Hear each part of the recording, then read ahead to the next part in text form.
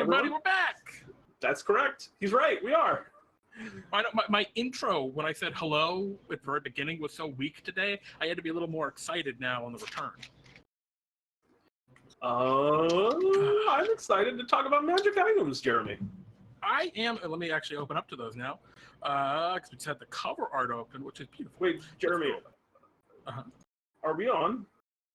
We should be on. It says on my screen, it still says the "We'll Be Right Back" stream. Is there just there's just a big delay. Never mind. That's really bizarre. Bigger delay than there usually is for some reason, I guess. I don't know.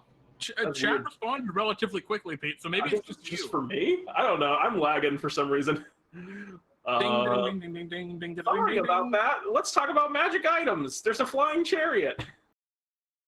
Okay, holy crap. Let me scroll right down, y'all.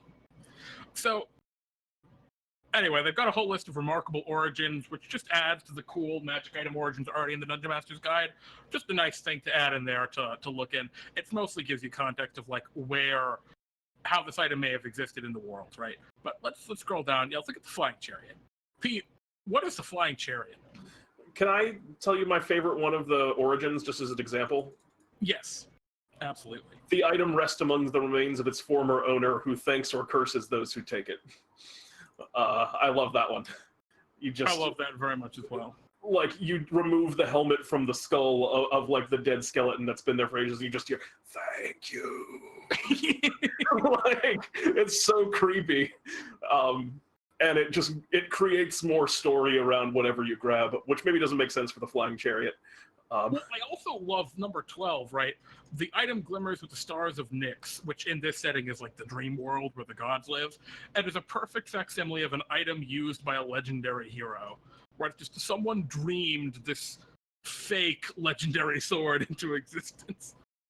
I think that's even cooler on a legendary item, because it's like, man, someone dreamed a different legendary item into existence based on this hero's legendary item. Yeah, that is really sweet. Skeleton says, "Thank you," and proceeds to hex you. Flying chariot. Chariots, riders, and creatures. Love this item. I do too. It's a chariot. There's rules for chariots in the player's handbook, which are, if you've never read them before, you can mount in a chariot. It gives you half cover. It's quick to get into, and their speed is equal to the creature. You have to have like a horse or something pulling it. It's equal to the slowest creature pulling it.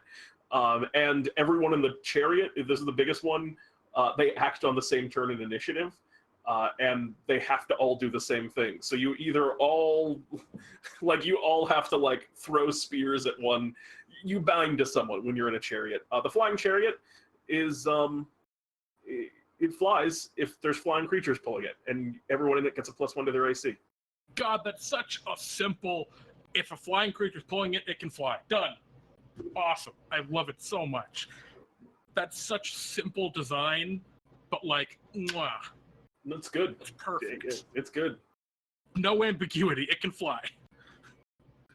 And a great picture for it too. Just very cool concept. Helm of the Gods? I also just wanted to mention really quickly, I'm sorry, I appreciate that they credit all of the artists in this book under their art. Can you scroll to the Flying Chariot art? Yeah. This is by Ryan Alexander Lee. But I love that they actually did that. Yeah, the number of times I have tried to find the artist who made like a specific thing. Yeah, right. Like, okay. Of course, I don't have Play's Handbook either because Jamie has that too. But the number of times I've been like, man, I want to know the artist who made this like sick art, and I just can't find it is frustrated to me to hell. It's awesome art for sure. That's dope. That's dope AF. Let's talk the Helm of the Gods. Rare, wondrous item. While wearing the helm, you know whether there's still or within 30 feet of you, as well as where the creature is located, provided it isn't behind total cover.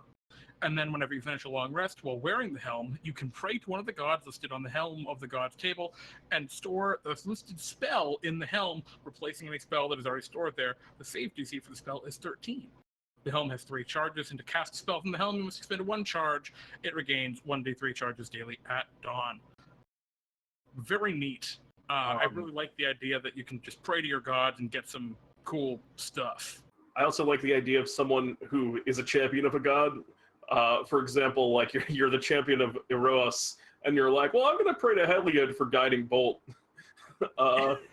Eros, what's the deal, man? You didn't want heroism? You didn't think that was a great choice? I don't know.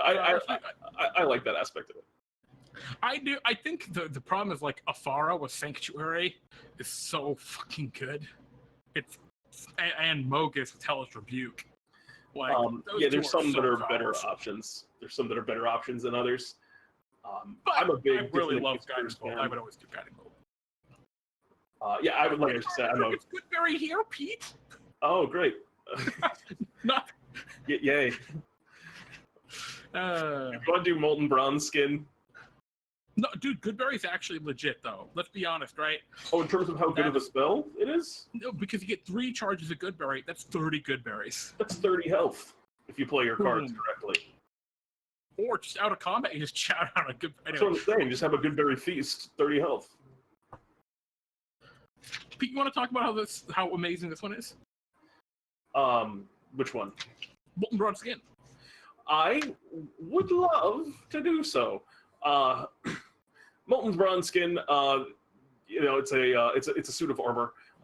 It appears as a jug of molten bronze. When you attune to it, the bronze adheres and contours to your skin. The armor can be worn under normal clothes, but it doesn't impede bodily functions.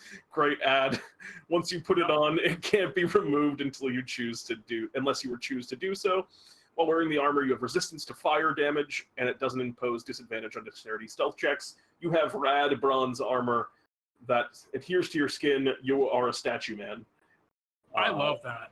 I love it too. That seems very cool to me.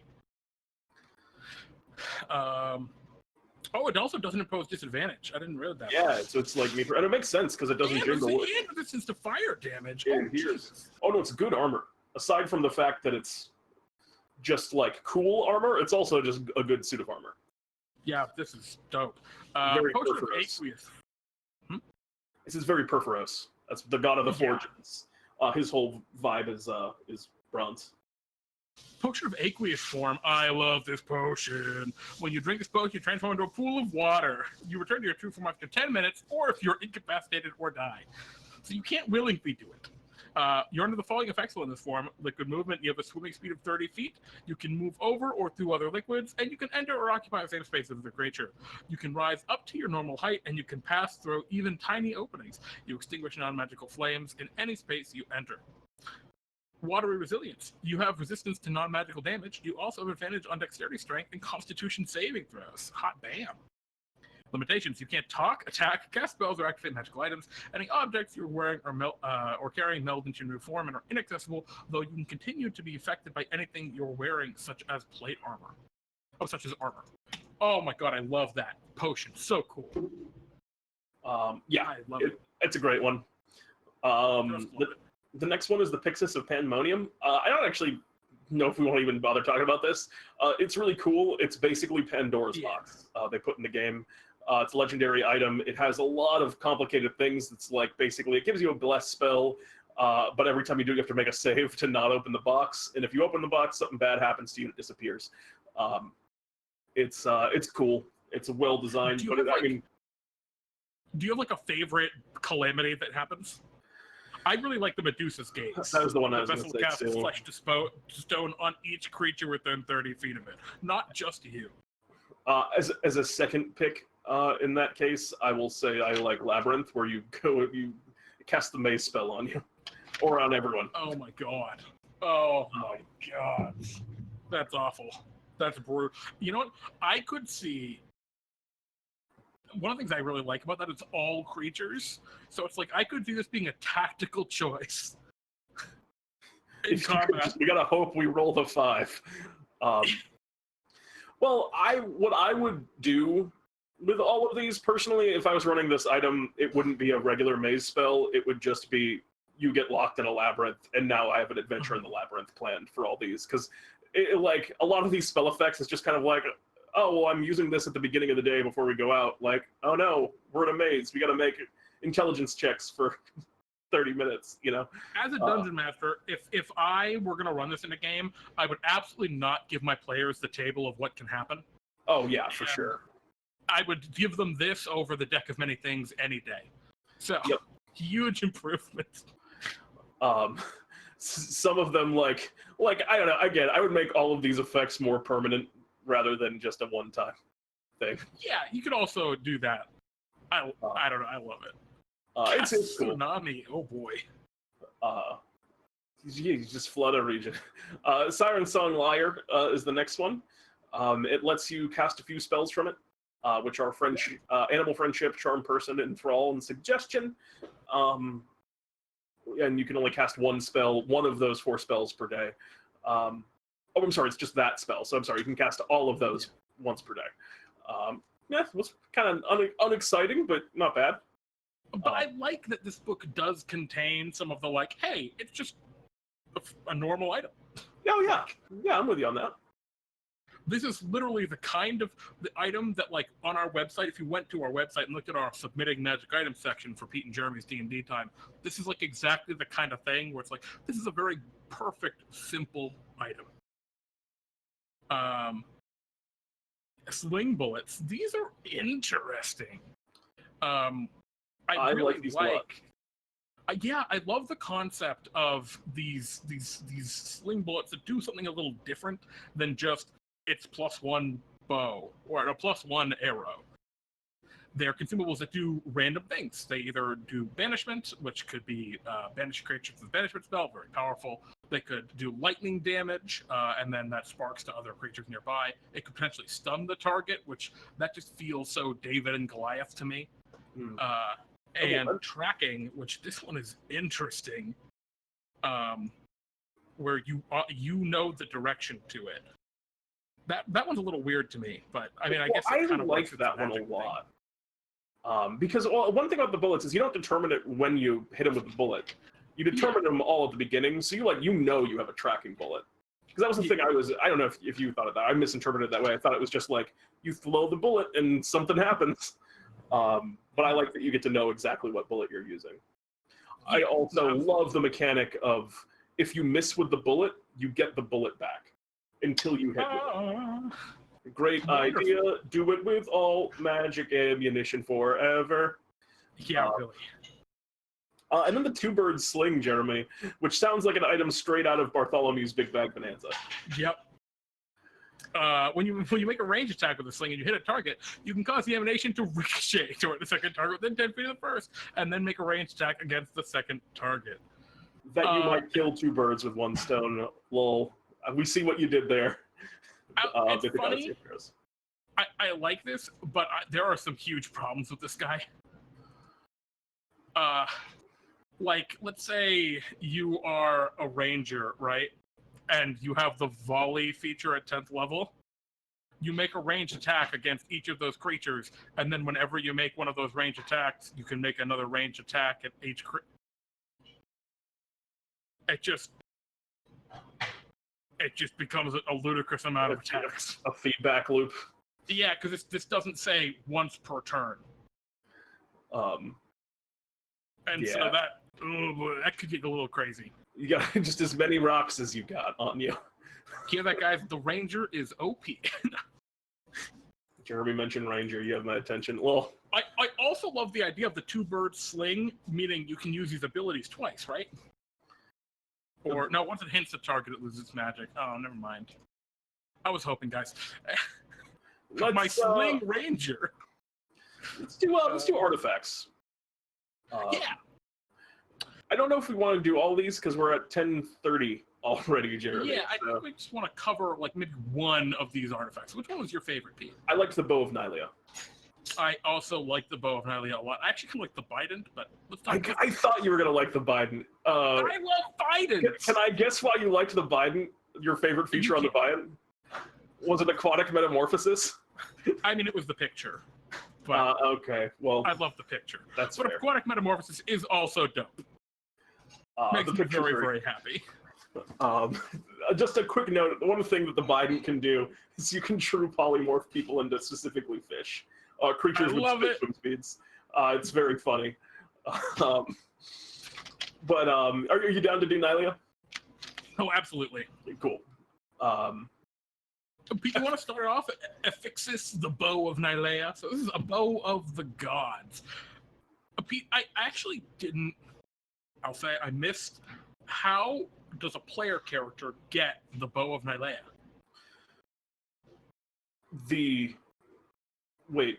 Does it say in there like how you would get this item? I've missed that. I didn't see that wherever I read. Yeah, I didn't see anything in there about how a player would like run into this. It might have been in that section for creating adventures in. Oh, okay.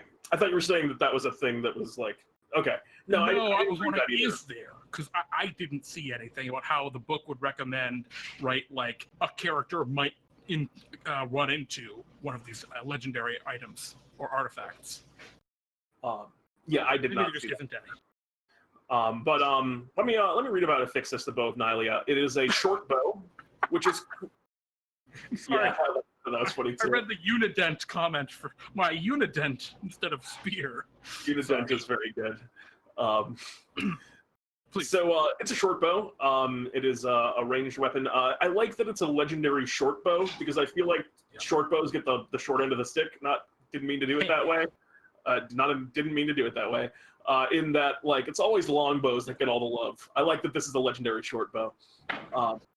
And Nylea wields the short bow Affixis, of the bow whose arrows herald the turning of the seasons. Nylea is quick to let her favored followers borrow her bow, particularly when they intend to use it to perform great deeds, put an end to foul creatures, or cast down the arrogant. So I guess that is the way. I mean, it has that little bit there, like the god might just gift it to you.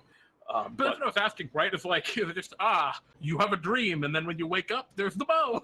Like, I think that's kind of what they intend, maybe, but I don't know. Yeah, I mean, that's I guess what I was asking. Did you see anything where there was more write up about that? But I guess that's all they have.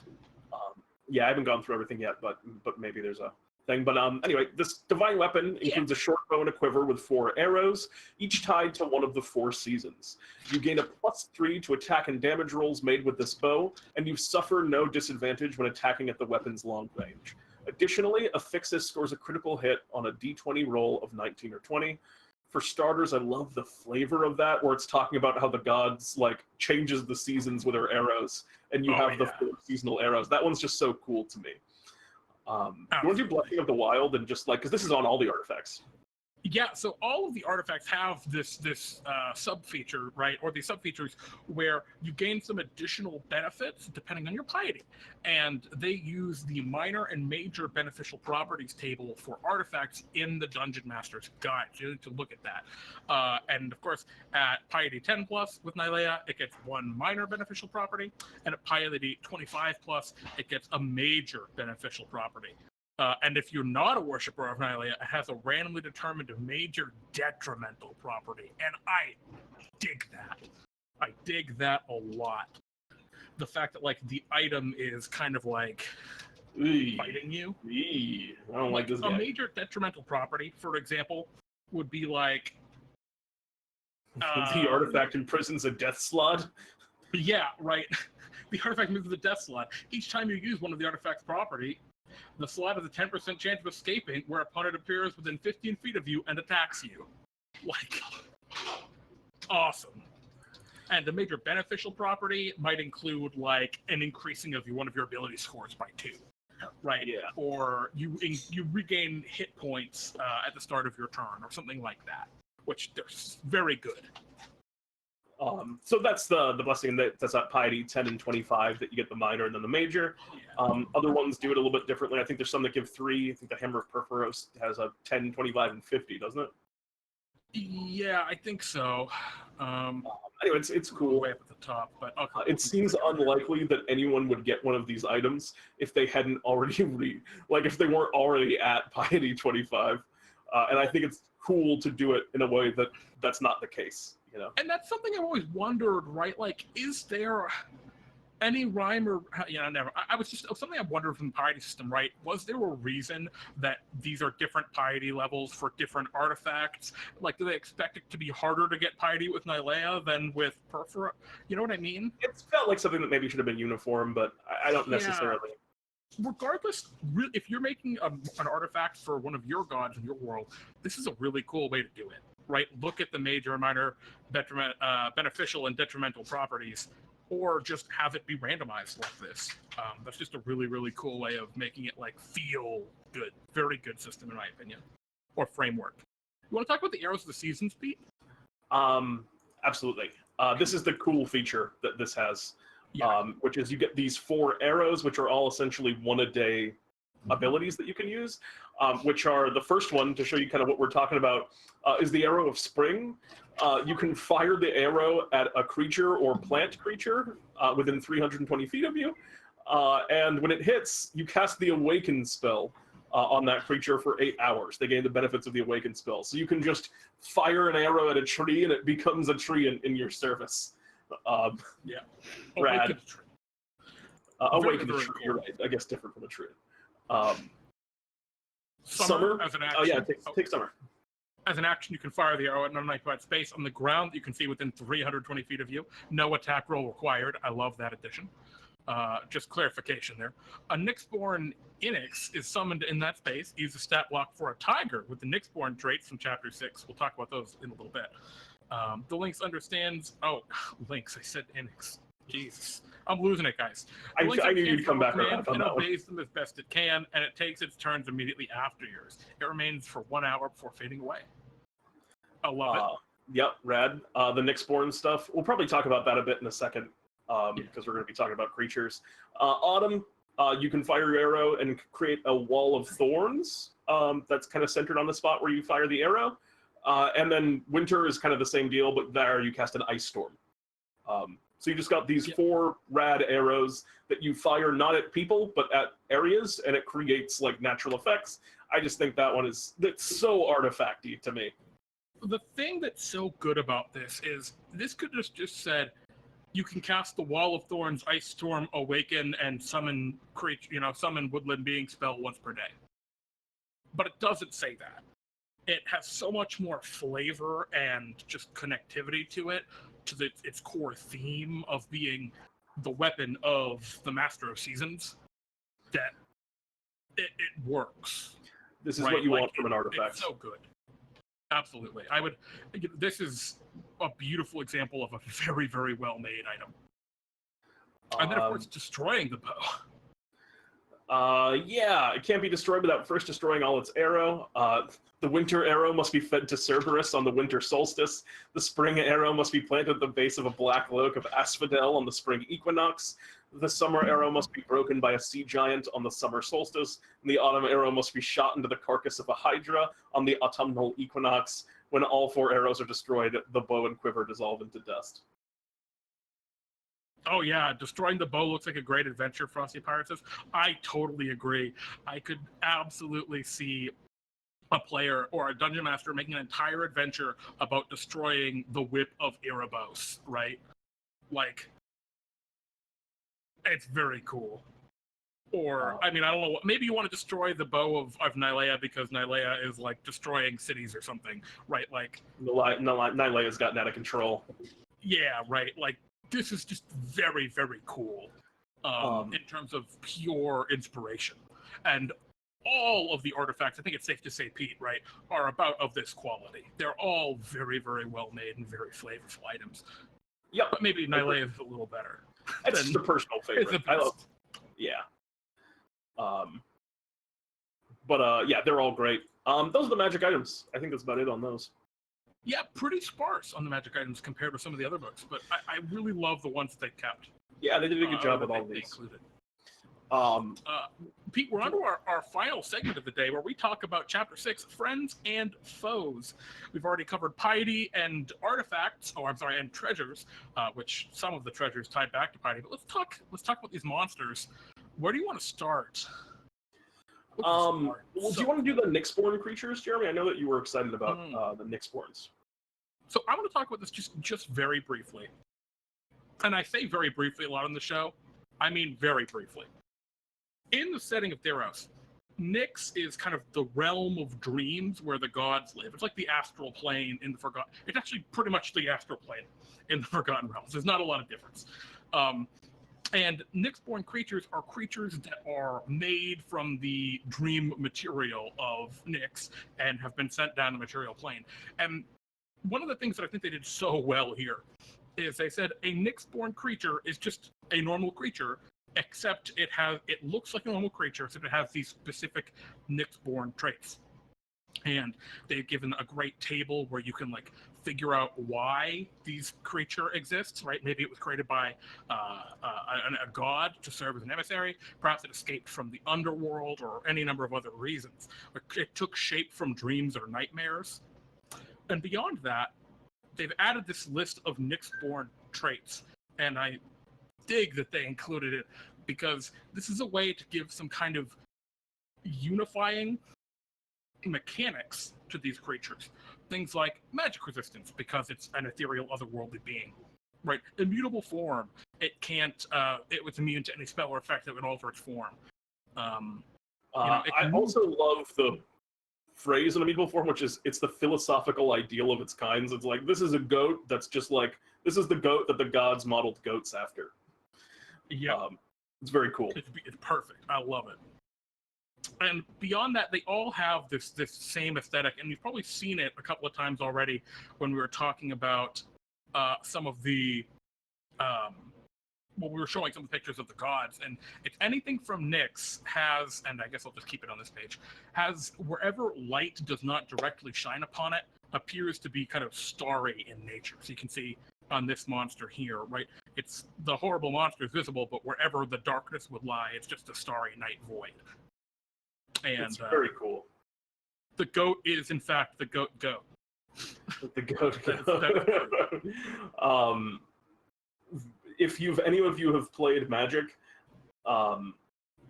there's a whole series of cards from that set where a lot of like the big gods and stuff, instead of like the normal pictures of the gods, it's just the constellation of those gods, which is really cool. Like alternative art that are worth more money than a piece of cardboard should be worth. But that's a whole nother conversation. But they're very cool art. You can see a lot of art if you look up those Magic cards. Yeah, and having that kind of, if you're making your own world and your own setting, and you want to have these servants of the gods or otherworldly creatures, having a universal or unified physical trait like this starry presence, and having some unified mechanical traits like, light sensitivity, magic resistance, etc. here, that's awesome. Like, that's a really cool way so that your players can kind of understand, right? Oh, yeah, you look around the corner and you see a elephant. It's like, oh, well, we're in the middle of the jungle, so it makes sense there's an elephant there. As you turn the corner, you see an elephant, and beneath, on its stomach, where the light of the sun doesn't quite exactly shine brightly, you see the faintest glimmer of a starry night sky. Oh, fuck, that's a weird celestial elephant, right? Like, that's now something that the players recognize and can react to. But, anyway, just wanted to mention it really quick because I thought it was just a good thing for, like, a game trying to help dungeon masters to, like, here's a way to make the world feel more cohesive. And I love when the books do that, right? When they take the time to do that. And feel free to pick all of them. That's like what the Bodalia did. It made a creature that was all these things. Yeah. You can just do more than one if you want more than one of these aesthetics on a creature. Yeah, none of this, except for magic resistance, is really powerful, frankly. Yeah, the magic resistance, I think, is the only one. Yeah. I guess most of the these, other creatures, the next step is good too. A little bit, yeah. I mean, the next step isn't even good. It just makes an interesting encounter. Absolutely. Yeah, let's look at some of these other guys. Let's look at the bestiary here. Yeah, so they talk a lot about different classic monsters and how they are different in this setting.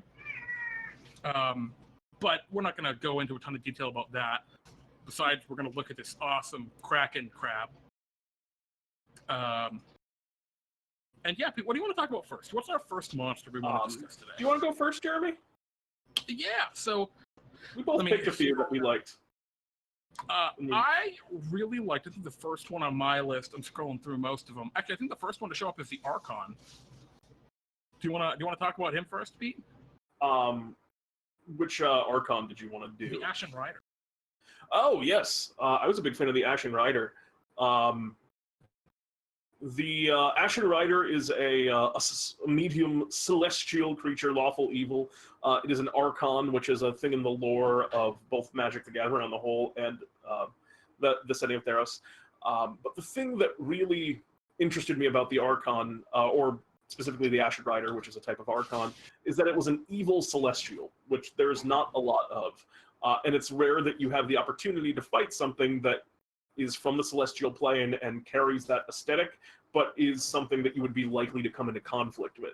Because most campaigns, you're not going to be going around fighting Devas and slaughtering Solars, because why would you be killing angels? Usually, most parties are on the same side as angels. But the Ashen Rider is something that is from that plane that you could definitely battle, and I really like that about it. It also just has a lot of cool abilities. It's a high challenge rating creature. This is a CR16 creature. It has legendary actions. I just want to point out what I think is its coolest feature, which is its aura of silence. Which, if you start your turn within 30 feet of the Ashen Rider, you can force you to make a Wisdom saving throw if they can see you, and on a successful save, you're immune to it, so kind of like a frightening presence from a dragon. But on the failed save, the creature can't speak and is deafened until the start of its next turn. So basically, it just emanates silence around it, which is such like a terrifying thing of this, like the image of this thing running at you, and you stare at it, and then it's just nothing. It's just complete silence. That's like a terrifying aesthetic, very intimidating. I just think the Ashen Rider is super cool at me.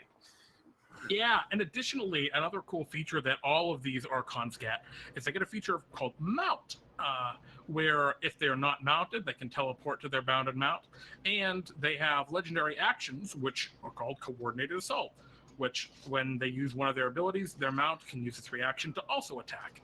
So it's just a really cool way of having a mounted kind of combatant that isn't just totally screwed when he gets knocked off the mount, and have some cool ways to like engage with the mount, right? The mount is also in the fight, not just a mount. Just a lot of very, very cool deals. Also, they destroy people when they kill them. Yeah, it's brutal. Ashen Blade. Yeah, pretty brutal. So yeah, that's one. What else do we got here? They got some cool mounts like the Winged Bull and the Winged Lion, which are just very straightforward monsters. Yep. The one I really loved, or one of the ones I really loved, is its two-headed Cerberus, though. And I didn't like it because it's powerful. It's a challenge rating 2, fairly low-level monster. You know, it's got an armor class of 12, which isn't anything fancy. You know, it's got 39 hit points, which, sure, whatever. Got a couple of skills, got a couple of immunities, which is surprising for such a low-level monster. But the thing I really loved about it is that it has... First, it's got 2 heads, just a very cool-looking Cerberus creature. But it's got a really nice breath weapon, which I really love.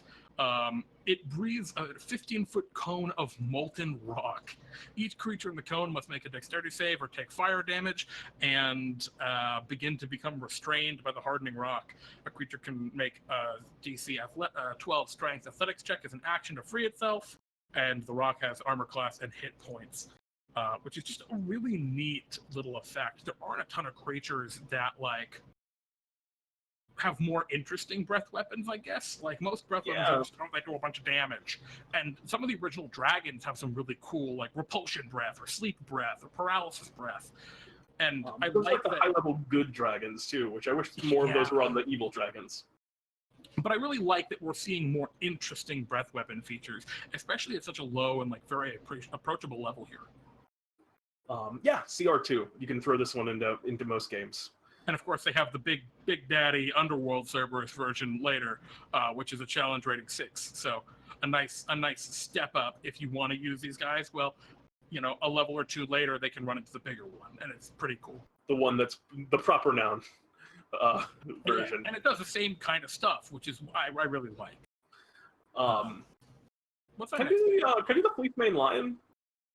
Yeah, we'll come back for the Chimera then. Why don't we do the Chimera now? I know you were excited about that one. So the Chimera, I like this guy a lot, the Therian Chimera, not because of the stat block, right? You look at the stat block and it's all right, armor class 15, 95 hit points, it can fly.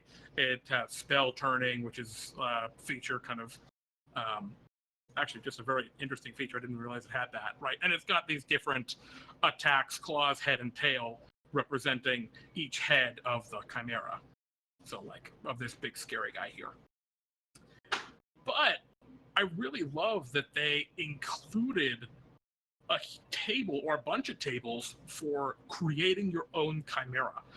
Is your Chimera, what is the body of your Chimera? Is it a plains creature? If so, the Chimera's body is that of a large lowland creature. It's a bull or a bear, and it lacks wings and a flying speed. The Chimera is especially resilient, gaining resistance to cold and fire damage. So you trade the fire, like the speed, for some resistances. Very cool. Coast creature, right? It's aquatic. It gains a swimming speed equal to its walking speed and can breathe air and water. Very, very neat. I love that it has that, like, in there as a ways to really customize this. And they have got ones for mountains and swamps. They also have ways to switch out the head attacks, bull horns, shark bite, unicorn horn, cockatrice beak.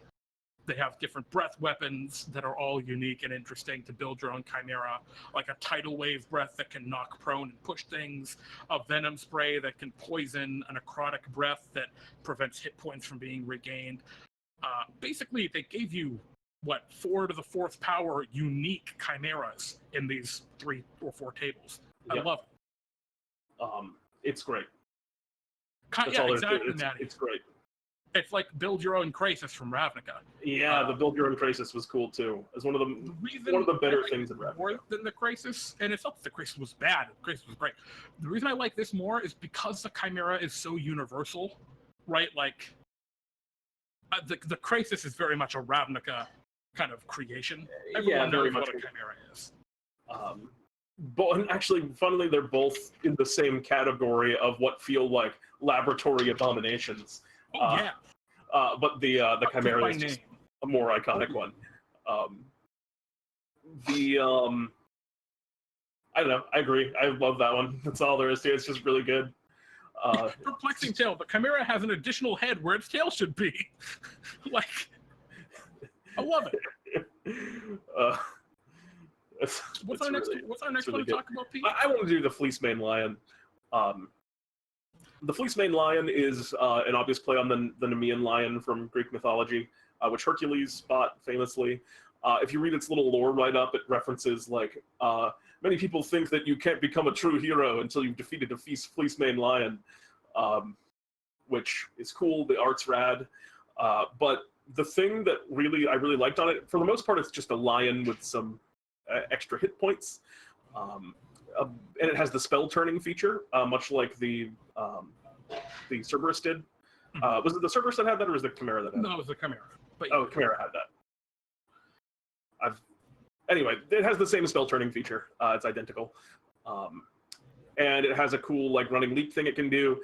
That's not really what's exciting about it to me. What I love about this is that they put legendary actions on a challenge rating 3 monster, which is a big departure from form, and one that I think is really great. There should be more monsters that are designed to be, like, exciting, like, epic feeling boss encounters for low level characters, because they could have made something that was equally difficult at challenge rating 3 that had more armor class and more hit points and did the same things, but it's just not as fun as, like, feeling the presence of enemies throughout the battle. I just think it's a departure in design that's new, and that's really good for the game. It's a thing that, like, I often just give low-level monsters legendary actions, but I'm glad to see them, like, supporting that with some cool stuff here.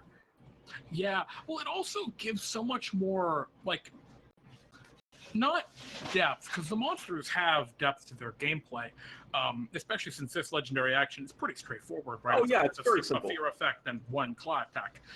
The thing that makes me really love this is that it gives so much more oomph to this creature that is supposed to be a legendary creature. Like, yeah. Just because something is low CR doesn't mean it can't be legendary. Like, the Medusa. It's the Medusa for a reason. It's not Yep. a Medusa. It's not like in a game you're not going to run into 12 Medusas. That's never going to happen in a campaign. If there's Medusa, there's one Medusa in the whole campaign, more than likely. So, like, I feel like the Medusa is one of those monsters that should have had legendary actions. Yeah, You know? I think the only thing that has it is the unicorn. Yeah, weirdly enough. It's a weird choice because people don't really fight unicorns. Yeah. But anyway, I'm with you, Peter. It is a very cool departure and a very good departure from. Frosty Pirate says low-level legendaries, please. After hitting up with the triple L, that's what it's all about. Do you want to do your next one, Jeremy? Can the Lands of D&D Time have a build a Chimera store in Central City? I don't know. Maybe we can maybe do this. Yeah. What's our next one, Pete? I think we're approaching. I had one more. Yeah, low-level one. I wanted to do the Woe Strider. Actually, I just want to quickly mention Hoplites. There's a section in here about Hoplites, which Hoplites are highly trained warriors versed not only in strategy and tactics, but in the glorification of warrior spirit. And I love that they made I think it's 4 different stat blocks for, hey, these are some challenge rating 3 monsters that have a core feature that defines what they do. Like this one, hold the line, right? While holding a spear, other creatures provoke opportunity attacks when they move within 5 feet of it. Cool. Really cool little feature to make this little humanoid fighter feel unique and feel what it's supposed to be. This other one, right, is a spellcast one, Meletian Hoplite, and they just get a couple of base spells to go with their basic fighting. It's just very, very fun, and I appreciate that they took the time to add these stat blocks in. These Cetesian Hoplites, right, have pack tactics as their big thing. And I always love adding in some low to mid-level humanoids, because players get tired of killing the same bandit captain over and over. There's a cool oracle in here too. Yeah. Which just makes, I think, a good like shamanistic character that you could reflavor in a lot of places and stuff like that. Yeah, I'm scrolling through. Pete, what was the name of the creature again? It was the Woe Strider. I think it's last on the list.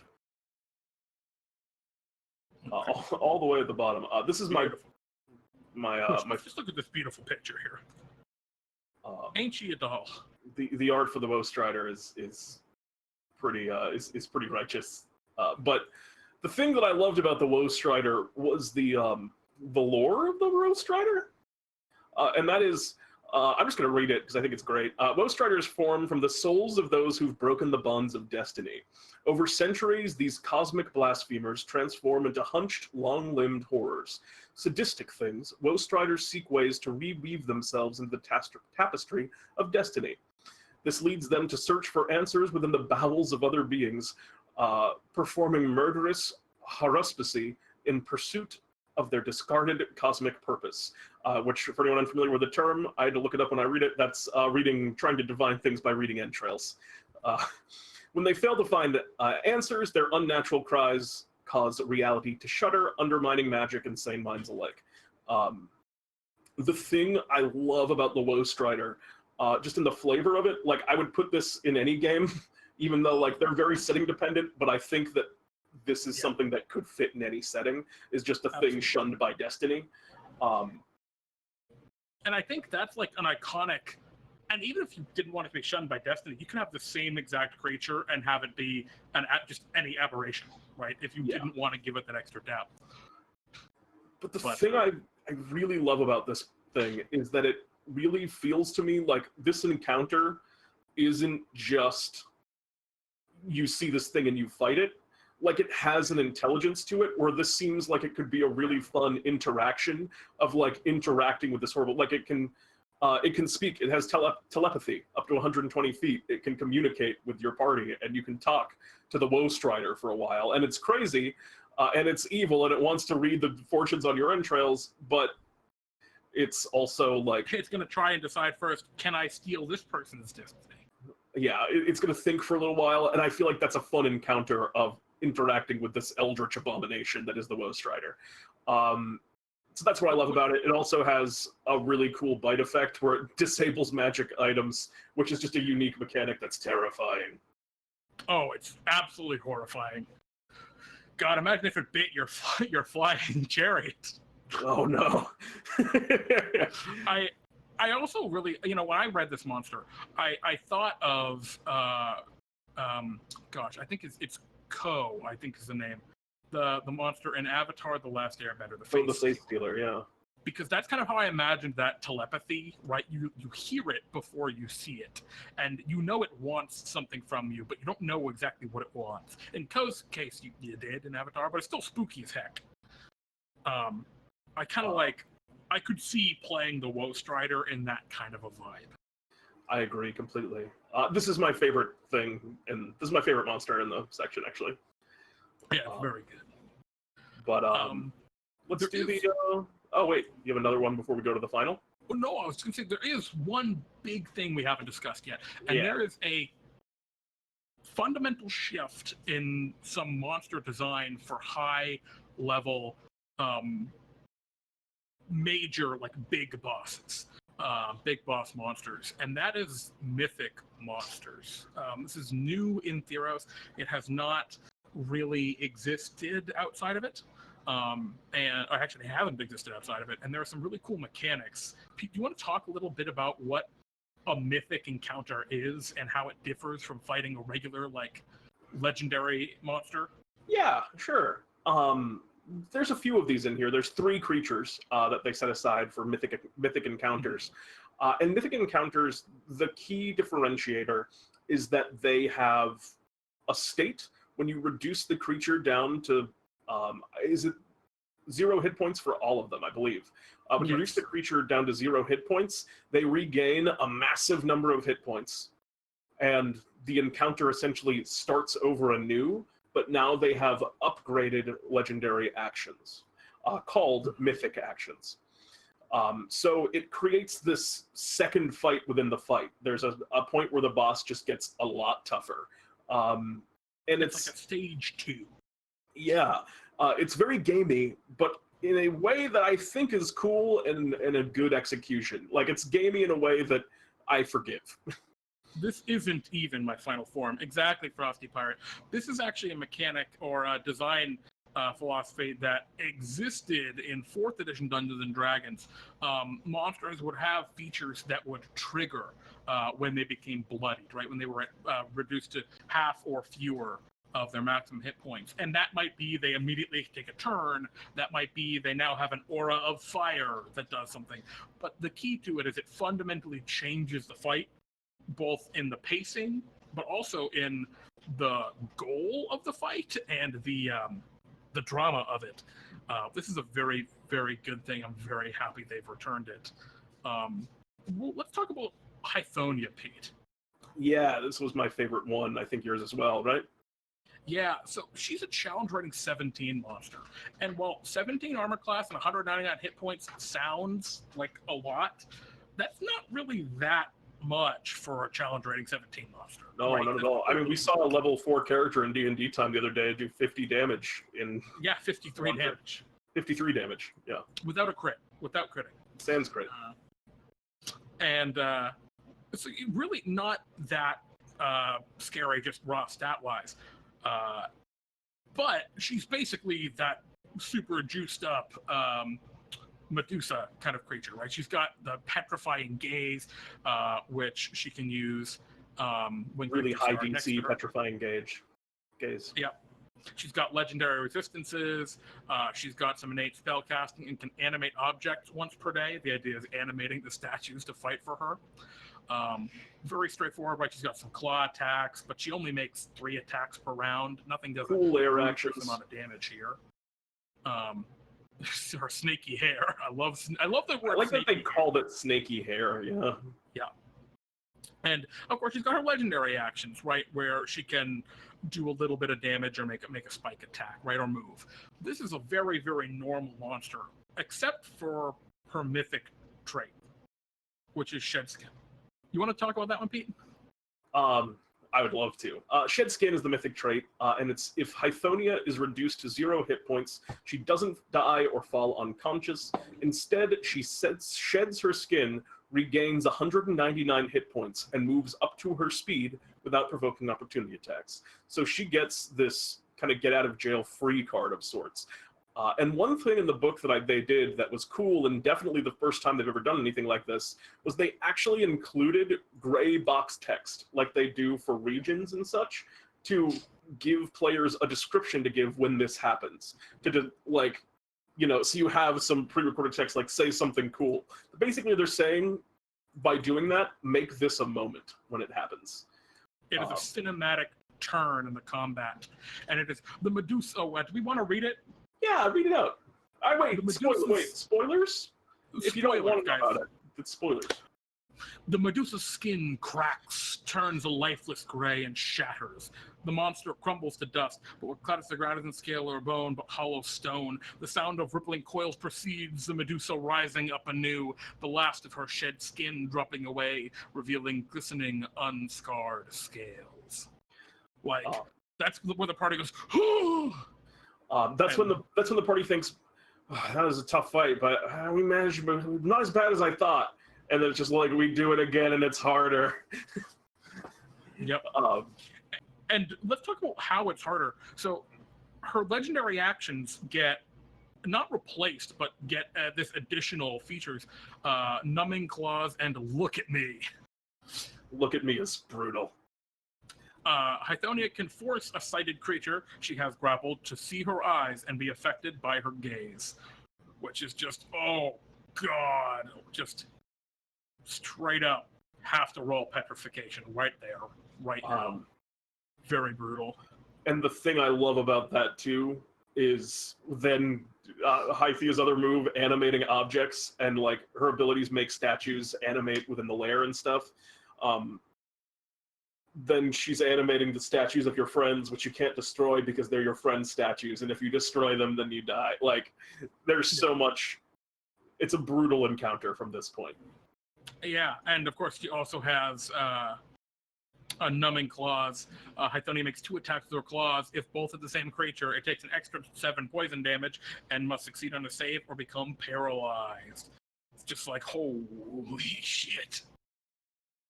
I really love that, because up until then, right, you know, oh, her legendary exile, she makes 1 attack, or she disrupts Earth and does 9 damage, right? Like, it's kind of a pushover up until then, but when that second phase blows up, it's just, oh god. I think it's a very cool mechanic. I'm gonna use it. I'm gonna use it on low-level monsters a lot, because that's what the most of the games I play. But I'm gonna have a lot of like enemies that like, it's a Rager goblin that when you kill this goblin, it revives at 1 health, and now it has advantage on all its attack rolls. Like, there's a lot of really simple applications of this premise that I think have far-reaching and fun effects in like encounters that happen more often too. Yeah, and we've done stuff like that a lot in D&D time. I'm sure anyone who's played with us or watched the show knows we do this kind of junk all the time. But I really love that it's like officially in the thing now, because it's just like, it kind of validates our... Yeah, for sure. It's always satisfying to see. I mean, on the subject of things that I felt validated by on this one, one of my first ever major campaign arcs I made was about a Medusa who was an artist who really liked to make people into statues, which is actually Hythonia's whole deal. Same thing. Although Hythonia is definitely a more brutal one. Yeah, a little bit. Mine was more of like a fun take on that, and this was definitely a dark take on that. A very cool lore. Book and is of course, flavor like packed. all legendary monsters, right? She gets regional effects and some layer actions and all of that good stuff. This book is flavor blasted. It is the goldfish of books. And one of the things I love about this monster, despite being so legendary and big, you could use this in any game. There's nothing that makes this a Theros-only monster. You know? Like, okay, there's a little bit of like, of like the motive of Hythonia, right? That like has to do with Theros and some of the gods. But far and away, I mean, there's nothing about this that kind of invalidates its use in other settings. And I really love that, just in the overall design. Just very cool. But yeah, That's Lithonia. That's Lithonia, and that's what we have to say, I think, today about Theros. You got anything else? Jeremy, what are your final thoughts? How do you feel about the book? I think I know, but how do you feel about the book? I actually quite like it. You know, with Guildmaster's Guide to Ravnica, I was one of the many at the time that was maybe a little overly concerned that them doing that crossover with Ravnica would mean we'd see more typical D&D content. But I think this has very much restored my faith in that, yes, this is a Magic the Gathering crossover, but they've done it in a way that is not only faithful to the setting of the Magic the Gathering setting, but also respectful to the rest of the player base that maybe don't care about the fact that it's Magic the Gathering. Right? There's so much in this book that's generally applicable and useful for dungeon masters running their own games, running the Forgotten Realms, running whatever the hell they want. Maybe not so much Barovia, but actually there's some horrors in this that maybe are really good if you wanted to play a Curse of Strahd game. Yeah, I guess I really like it. I think overall, at least in the 3 chapters we discussed today, which were the treasures, the magical items and whatnot, the deities and the piety system and the monsters, I think they're all awesome. Out of the park, really good. Agreed. Really well done. To kind of go back to the Ravnica comparison, I was someone that was actually kind of excited for Ravnica. I really liked the Ravnica setting in Magic and thought it was a fun set, and was kind of let down by Ravnica in a lot of ways. I had no expectations and did not care about Theros at all, but I was very pleasantly surprised and really liked this book. I can't wait to go through and kind of finish seeing everything that it has. The creating and adventure section is huge, and I have not touched that. Yeah. I mean, I really just love they took the time to give all these sections the space they needed, which I like that. I think. Rather than just shoehorning something in as like, oh, I guess we'll include this. They actually took the effort for it. I'm sorry, I don't know if you said this already, Jeremy. Did you read the creating an adventure section yet? No, I've not read that yet. Okay. But I'm very interested in it. Me because too. I'm wondering how much of that is generally usable too. My guess is a lot of it. Just like from the rough scan I did, there's a lot of stuff that's like God specific, but there's a lot of stuff that's just, here's a cool way to create stories using like some of it, including our piety system and stuff like that. Like, anyway. Frosty Pirate, though I hope we don't get a book for every set.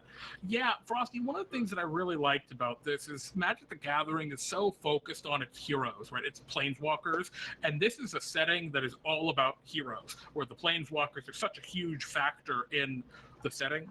And while they are mentioned in this book, they're just that, just mentioned.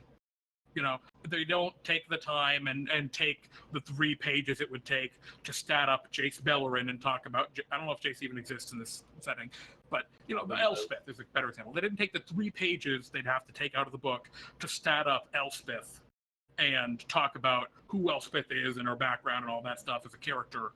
They didn't bother to do that because that wouldn't be useful to people who weren't into the Magic the Gathering side of this and the Magic the Gathering lore. And I appreciate that they did. I mean, that they didn't do that, yeah. Right? They used that space for the terrifying Hydra Woman instead. Agreed. Which everyone can enjoy. The Pantheon, too. It's a good Pantheon with a lot of flesh to it, and I'm looking forward to it. Good. I'm definitely going to steal Theros myths in my games. I wish that they would do what they did for this Pantheon for the Forgotten Realms Pantheon. They should do this for every Pantheon, for every campaign setting they come out with from now on out. Yeah, because that's true. This is so good. I guess a question that I have for you, Jeremy. This is a fun question, unrelated. I guess as we're wrapping up, if you could pick another Magic set to get adapted, what set do you think would be a good, either one that you would like or one that you think would make a good adaptation? The problem I have is they took the one Magic setting that I did like and they ruined it. Mirrodin? Yeah. They just destroyed it. They were like, hey, this cool thing, let's destroy it. Oh, Now we don't know what to do with it because we destroyed it. Guess we'll never go back there again. Yeah, I was never into the Phyrexian vibe. I think I would love to see the dragons of Kamigawa. I think would be really fun, like that take on the dragons. Yeah, it'd be neat. The problem with Kamigawa is like from Wizards of the Coast perspective, and keep your eyes open, Wizards. And if anyone at Wizards ever watched this, which they won't, but if they did, if you're gonna do something like Kamigawa, which deals a lot with Asian folklore, hire some people from the region to help you make it. I mean, Don't just be a bunch of white guys in Seattle just trying to guess what those myths are. Like, you did that in 3rd edition, and it didn't go well. Even in 3rd edition, it was not well received because it was a little offensive. So maybe, like, even if you do your homework, get some. Yeah, Kamigawa would definitely be a tough one in that regard, but also it's a really cool setting with a lot of like interesting characters and stuff. Yeah. But yeah, get those primary sources, those people who like grew up in Asia and maybe like have some personal connections via their family or whatnot to like where they heard some of the stories or whatnot like that. That would be something I would recommend. And like I'm kinda into the idea of a Zendikar, but like maybe not. Oh god, the problem with Zendikar is it's all about the big Eldrazi. Yeah, that's the problem. It's got the Planeswalker problem, right? Where like exactly, that's what I was just thinking. Like I don't care. Like I want to see those things statted out, but not bad enough to buy a book for it. Yeah, I don't know. I mean, obviously Dominaria. Like it's weird that they didn't do Dominaria. Honestly, I don't know. I don't even know what like Dominaria is, frankly. That's just the core sets are in Dominaria. No, I get that much, but like I don't know what makes Dominaria. It's just the prime. It's just the prime material plane of the Magic universe. Yeah, I mean, I don't know. I just don't understand what would make that unique enough to be its own campaign setting, like for this. You know what I mean? I mean, it would just be like it would just be talking about like the different factions of Magic the Gathering, I think is what it would be, and like stuff like that. Yeah. I'm just surprised that wasn't the direction. I mean, I agree that like I like that would be the problem is that would be totally unapplicable for people who weren't interested in Magic. Yeah, I like this of why I was scared of Ravnica. Well, regardless, anyway, this is all just conjecture. Pete asks a harmless question. Jeremy, what other Magic setting would you like? Well, I hate Magic the Gathering. Yeah, basically.